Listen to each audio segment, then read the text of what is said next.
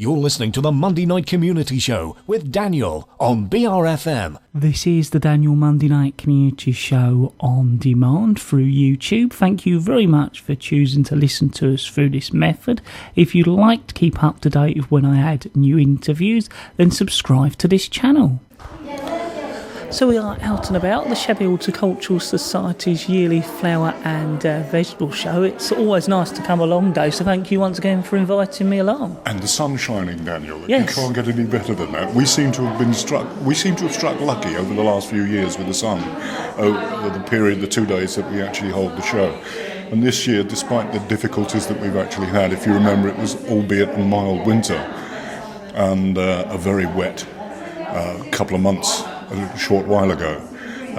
Inevitably, a lot of people have come out and actually done themselves proud with the show. I'm sure you'll agree. Looking around the hall, We are pretty full. Some classes even more. Just behind you, for instance, we had 3 hanging baskets last year. We've more than doubled that this year, so gratifying that people have actually come to the fore and exhibiting their stuff. So we're very happy, and we're happy to have you along as well. No, thanks once again. So I was hoping perhaps you could just go through some of the categories you got this year. Why don't we go for a walk? Yes, that would be really good if we could, yeah. I know it's only the Lacey Hall, it's indoors, and hopefully there's not too much echo. No, I don't think so. But inevitably, we start with the basic vegetables. You're looking at all kinds of potatoes. Strange enough, there are 2 classes of potato. Inevitably, people will put those particular potatoes into the wrong category. Right. So if we can find out what they're actually doing, then we will put them into the correct category. So two categories of potatoes. Coloured potatoes, i.e. the red ones that a lot of people will see in the greengrocers or on the shelves, and the white ones. Next to that, obviously, another basic vegetable, which is runner beans. And as you can see from there, the judge will actually snap them to make sure that they're not stringy, and award prizes as he thinks fit. Some of them will be better. The good thing about those is that they're looking very straight and very uniform. So that's why they got first prize. Right, I see, yeah. And so they're looking for little techniques and things like that. Moving on to the next one, everybody comes in and says, how do you get onions that big? I was going to say, yeah, they look a lot bigger than I'm used to seeing. The calcite onions, they're very good eating onions, but they're also extremely good showing onions as well. We're talking here onions which are close to 1.5 pounds each. So you can imagine that will feed a family of 4 with their steak and chips. Yeah. And smaller onions next door, so we're working through. And as you can see, the difference in size on carrots and things like that. Yeah. We're talking carrots here, 8, 9, 10 inches long, which are, again, a full-size meal for a family of 4. Inevitably, what you've got to do, you can see that you've got to exhibit a certain number. That's as per schedule, the Royal Horticultural Society schedule, and we follow that as closely as we possibly can. So you've got to have 5 carrots, and there is a sense of uniformity. As you remember, we were talking about the beans. Yeah. They were looking very uniform, very straight, so inevitably they're going to get first prize. Beetroots, strange enough, judges used to have to judge beetroots by cutting them open to make sure that they were still beetrooty and red inside. But nowadays they no longer have to do that. But you can see you're actually destroying a piece of vegetable, if you know what I mean. Cabbages, cucumbers following on. As you can see, the different sizes of cucumbers. You're going to ask? Yeah, I was just going to ask. There's some carrots that are almost like little round... they're almost like little round balls. Is that been grown special? Are they a different type of variety? No, just a different variety. Right. Also, we just looked at those rounder carrots. Well, there's one quite unusual shaped carrot. It almost looks like 3 joined together. I was going to ask what that's all about. We're wondering about that ourselves, actually. Gardeners will have a sense of humour. Inevitably, as I said to you, you should show 5 carrots. That is a hand of carrots. And we think it may have been put in slightly as a jest. And if you could, I don't know whether you want to bother describing it. It's the old "that's life" syndrome, if you remember, the Esther Ransom programme. So somebody's actually put in a carrot that's actually forked into 5 sets. So everybody's had a good laugh. Gardeners will laugh. You have to laugh at adversity on occasions anyway. I apologise for breaking up somewhat on your programme, but we all looked and looked again. It's a double take of a carrot. If I can describe it, it literally is 5 fingers on the same carrot. Perfectly good eating, but not good for showing, if you know what I mean. But no, I just thought I must ask. I had a little look round before we started this interview, and I noticed, and I thought I'll have to ask you when we do it's true. But as you can see, it's up the front as well. Yeah. A lot of people have come up and said, "Is that a proper carrot?" And I said, "Yes, it is a proper carrots." So, yeah, fine. We're up for the laugh as much as anybody. Inevitably, it's not going to get judged. As you can see there from the judging leaflet, it says was only 1 carrot, so the judge had a sense of humour as much as anything else. I think I heard him chuckle when he went round yesterday afternoon. So there you go. But it's amazing the diversity and difference in sizes when you get to things like cucumbers. There are some gherkin-looking cucumbers, no less valid. So the judge has a difficult task. What exactly does he judge? And how does he judge them? So he has to be speculative as much as anybody else, in fact, Again, you've got to... We're going on to butternut squashes. A lot of people are now growing butternut squashes because... And I've probably said this to you on the programme over the years. Yeah. Because they're good doers. That is a very good meal for 2 or 3 people. And it's absolutely superb. You know, you can bake it, roast it. A lot of people grow them. They are so invasive. In fact, funnily enough, again, a humorous story for a lovely sunny morning. I plotted a couple of these on my own particular plot. Now, as you've seen the size of my plot, it's about 30-odd feet wide. And another allotmenteer came up and said, "What are you going to put in there?" And I said, "They're in." "Where?" "Up the end." Go and look at the plot now, because they have completely covered a third of the plot. That's how invasive they are. But again, very good economically. And you can see the prices of these kinds of things in the shop. So a lot of people will now grow them because there are lots and lots and lots of things you can actually do with them. Well, I was going to just ask about these, because they're quite big, or seem big to me. They're leeks. Are they leeks? They're leeks. They're not exactly, worth hundreds of pounds prizes, but again, yes, they are leeks, and they're show leeks, and we're talking something here which is edible up to the point of about 18 inches, so you can get an awful lot of food from that, and that's the importance of allotmenteering as well. You can see when you come to the allotment how many people are growing their own food, and it's great stuff. As I say, blanched leeks, so they would have been blanched up to about there. So I suppose it's one of them things, as you do more, you get used to varieties where you're actually going to get more sort of food. And also, you're growing what you know. Yeah. Until somebody else comes along and actually says, "Well, try this particular one." We've changed varieties over the years, simply because something hasn't done quite so well one year. And something else will come along and it's better. It moves on all the time, gardening. It never really stands still. There are always new varieties. As I've said, when we've discussed it before, there are always new varieties actually coming through to the market. So people, a little bit more adventurous, will try them and see what happens. We've been blessed this year with very, very good butternut squashes. Beans, a glut. We are still eating tons and tons of beans, in fact. We've been giving them away like crazy, as has everybody else, because of the weather conditions. So we actually are subject to the weather conditions. 6 shots of the best. This is a class, so we're talking tomatoes here now. So ordinary cultivar tomatoes, you're showing 5. Again, it's got to be consistency across the 5. That's what the judge is actually looking for. There's really no point in having 4 perfectly formed ones and one which is smaller in effect. It will get the judge down. Then there are the more miniature tomatoes. People have to be careful with these, actually. You pick them as late as possible off the vine, simply because they are prone to splitting. And I've had this happen to me. You come up with what you think are perfect tomatoes for the 3 points first prize, and suddenly you find that one of the so-and-sos is actually split on you. So now, always best to bring spares or reserves, and substitutes are always very, very welcome. They're all displayed on like a stand, is it? I was wondering what that it's was. basically to keep them up. It's basically to keep them upright. Oh, and stop them rolling about. Stop them rolling about or crashing into each other, because even the slightest touch with something like Gardener's Delight could actually bruise them and cause them to split, because they're quite thin-skinned. The medium-sized tomatoes, the ones that you normally get off the shelves, are thicker skinned, so it's less likely to actually happen. But with the smaller ones, you're going to get possible little explosions, and they usually end up in the middle of your hand when you're setting up. As you can see, it's uniformity. Different sizes, shallots, large onions, and the pound-plus onions over there.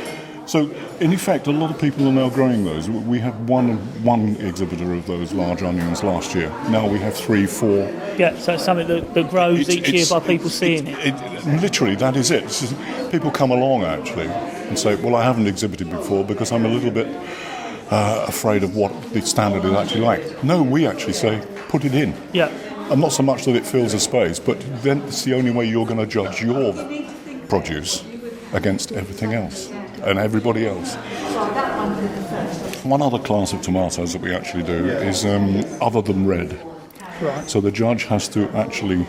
He has a difficult task here as well, because I tried to describe the tomato at the back. 5 tomatoes at the back are called Black Russian. As I say, it's almost like a really deep purple.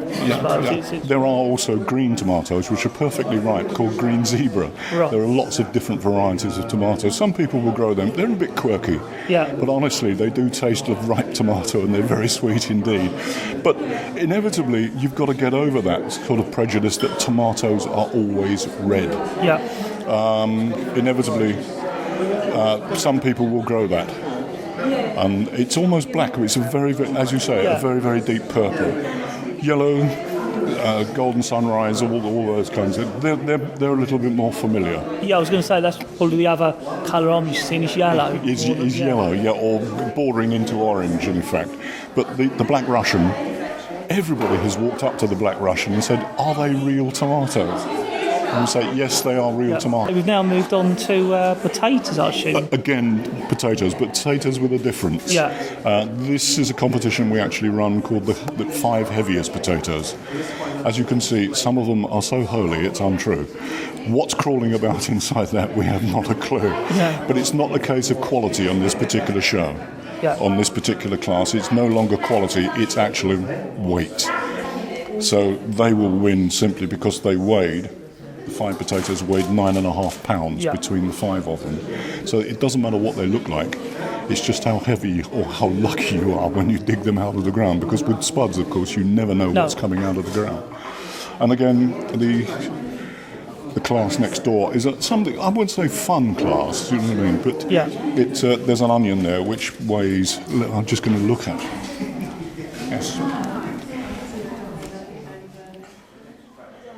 Over 2 pounds, an onion. Yeah, amazing. Just feel it.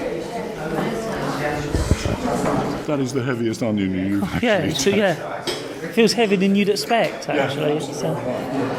But again, these classes come together. From the class 29, 30, 31, 32, 33, they are the more fun classes. There's always the humorous side to these classes as well, because when we get around the corner, you will see there are cabbages. Right. They look horrible. They're all wholly eaten, and we actually say, don't take the leaves off, because again, it's all to do with weight rather than anything else. A lot of people will walk up to us and say, hold on, you're running 2 classes of cabbage here.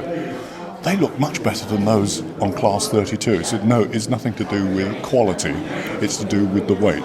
So that inevitably that gives a chance to people who perhaps haven't got the prettiest cabbage in the world or the longest carrots.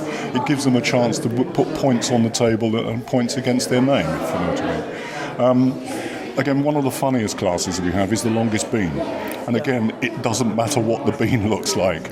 Once I was accused, albeit we had a giggle over it, of putting the same bean in the same year twice. As you can see, one of the beans is definitely gone over the top. I was going to ask about that. It's dry, husky and brown.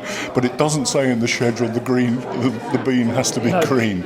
It just has to be the longest bean. It didn't win, obviously. But the winning bean was close on 17.5 inches long. So I just had visions a couple of days ago of all the allotmenteers sort of rifling through their bean wigwams looking for the longest bean and measuring, lots and lots of measuring tape measures going on at the same time. Again, a fun class, heavier stuff. It doesn't have to look so inevitably. You leave all the rotten leaves on as well, all the wormed leaves, and just hope nothing crawls out of it. I'm joking when I say that, obviously. But inside there are proper cabbages. But it's all to do with weight. So inevitably, the newcomer comes along and he strips all the outer leaves off, and you say, you didn't need to do that on this particular class. It is purely weight. This is one of the ones which we adopted a few years ago. It's actually called Sunday lunch for two. Right. And what you have to do is to put 5 items together, including potatoes. Yeah. And present it in the best possible way. And this is a class which has actually grown. Sorry, no puns intended with that. When we first introduced it, there were 2 competitors. Now there's 6 and more competitors. Yeah. It's a bit subjective, but it's very, very attractive. Plus the fact that, how can we say, less expert gardeners can put something together and make it look very attractive. So it has to be presented in a tray, in a trug, in a box, in a basket, something like that. And it's very keenly sought after. It's one of those classes, when we introduced it, people looked at it slightly askance. But it has become very, very, very attractive, not least to my wife. I was going to say, it looks quite nice, sort of vegetables laid out like that. Yeah, it does actually. Yes. So it's called Sunday lunch for two. And as you can see, the first is a deserved winner. Yeah. But it's always interesting to see what comes through the door, because nothing is actually made up. Nothing is actually made up until people put it together on the table. And then you see the amount of rearranging that goes on afterwards. There is competition. Yeah. And it's fair competition, it's good competition. I was actually going to ask about this. I assume these are sort of other indoor plants, but this one almost looks like ivy. Yeah, right? it is ivy. It is ivy, but the class actually is foliage plant. Right. So that covers a multitude of areas, in effect. So we go from a heuchera, which is actually grown inside a conservatory. It is actually a potted plant or a foliage plant, because there are no flowers on it, to the ficus, i.e. the rubber tree. Yeah. Goodness knows what, I cannot remember what actually that is called, that particular one. Yeah. But this one is ivy, as you can see it's bonsai. But I was going to say, it's like a bonsai tree. I wasn't expecting ivy would grow like that, so it must take a lot of keeping under control there. Yeah, there are a lot of English trees which are now being bonsaied, rather than the importing of the Japanese aces and trees like small trees like that. So it's no less valid, and it was allowed by the judge, and fine. The judge sometimes will say, I'm taking that out of the competition, I'm taking that out of that particular class because he included this particular one and it got third prize. There's absolutely no harm in the judge actually doing that. So fine, it's just a piece of, how can we say, growing. It's properly growing, it's not been stuck in, if you know what I mean. It's actually properly growing piece of hedera. Foliage plants obviously are pretty much as you would expect. We have sitting here in front a half-standard fuchsia, 2 half-standard fuchsias, because fuchsias are around at this particular time of the year. Yeah. But it doesn't mean to say that you can't have an indoor. A butylon will be a greenhouse plant, which is it requires a little bit more heat in effect. So those kinds of things. It's almost like a sort of reminds me of a rose tree. Yeah, a little bit like style, that. It's a kind of a half-standard in effect. So, and these are pot plants in bloom. Yeah. Some people have been bemoaning for the last week or so because they bloomed a couple of weeks ago, or they flowered a couple of weeks ago. They all fell off, and they're waiting for the second flush, and the second flush didn't arrive in time. And you're thinking, please open up so I can put it into another class. But there you go. So I was just going to actually ask, while I was looking around the show, these marigolds, which look pretty big marigolds, but they're in such teeny little pots, and how are they managing to grow like that? Lots of feeding. Right. Absolutely lots of feeding. An awful lot of... Where the potted plants are concerned, where the plants that we've just talked about are concerned, you need to feed them. This is something which is of paramount importance. They are pretty hefty plants in themselves, and to get them to bloom like that, you're going to need an awful lot of fertiliser and regular feeding as well. There's no point in just doing it once every few weeks, if you understand that. Yeah. You've got to do it on a regular basis with good feed, because they will pay you back. Yeah. Much like the hanging baskets over here. Again, very much. These are the person who came first with this particular one. Yeah, it's huge. It's like a massive white Sophinia. And quite honestly, she said the others all went over the top, which is the problem with the vagaries of the weather. This one actually stayed on. She said she fed it like crazy, and it's repaid. So this is one of the classes which again has increased over the years. We introduced it last year. We had 3. Now we have 6, and we're looking for running out of hanging space in the Lacey Hall. Yeah, I think I've come in here a few years. I've seen this grow. I think from those early You days. notice that several classes will have grown. Yeah.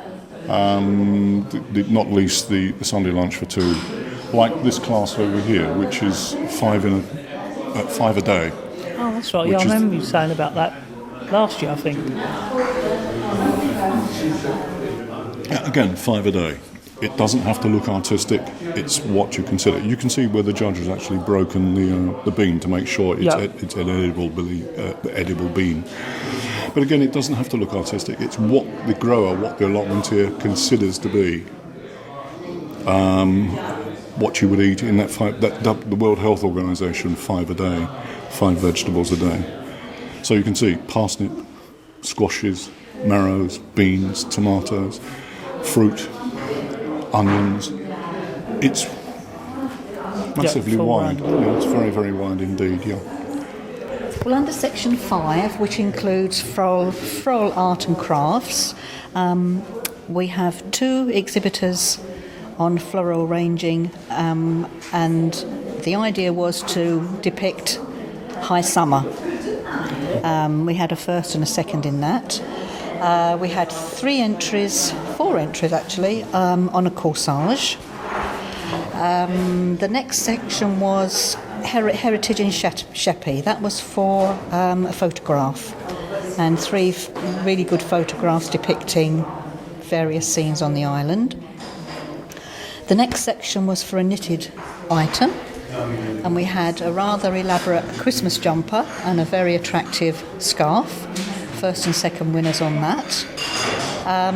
We then came to section 86, which was the sewing section. Now this proves to be a very popular section because we have 3 quilters in the group showing 3 different quilts, 3 different skills of the work involved, ranging age-wise from an 18-year-old up to a 70-year-old. I understand that you're a quilter as well, is that right? Yes, I belong to the Bright Headland Quilters, and we meet on a first Thursday of the month at the Trinity Hall in Sheerness.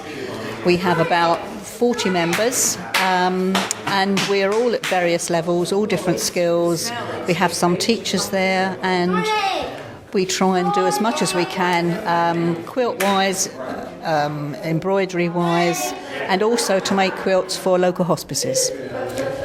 If we move on, we have the sewing section, which was a piece of work. Sewing work could have been embroidery or cross-stitch. There again, there was 3 articles in this section, which are very attractive, and the skills are very high. So we've just moved along a bit more, and we've moved along to the cake section, but above the cakes are some more quilts. So I was hoping you could just tell us a little bit about them, because they're quite a size on the wall. Yes, we have, right at the top, we have some bunting, which was made by one of the members. It's Christmas bunting, and each of the little flags is like a pocket, so you could put a little treat, for each day of Christmas, like Advent. Under that, we have the winner of the section 86, which was the sewing section. And this was won by Kerry Payne. She's actually my granddaughter. which depicts 9 different quilt blocks, and they all relate to different themes. The one in the corner actually is done hexagon piecing. I think some of it was hand stitched and some of it was machine stitched. Moving along to the next one, which was actually done by my daughter, Julie Payne. She is a member of the Quilt Club, and at the time we were all given a piece of fabric which we had to incorporate into a quilt, and this is the one that Julie came up with. Very attractive, she has a good eye for colour, and so we do have great fun at the Quilt Club. How long does it take to make something? To make something like that, you're probably talking, if you were to stick at it every day, which you don't, you would do it in a couple of months, but I think Julie took about 6 months to do this one. So it is quite time consuming if you want it all to look good and to match up. And yes. And how do you go about, do you sort of design it by drawing it out roughly first? Some of them are patterns, and it's all done in sections. If you have a look here, it's all done in a block. Oh yeah, it does. And then like the chickens here, they were appliqued on. Then you work on their borders, and then you join it all together, and then you have to put a backing on it and a wadding. So it is quite a long process, but it is enjoyable.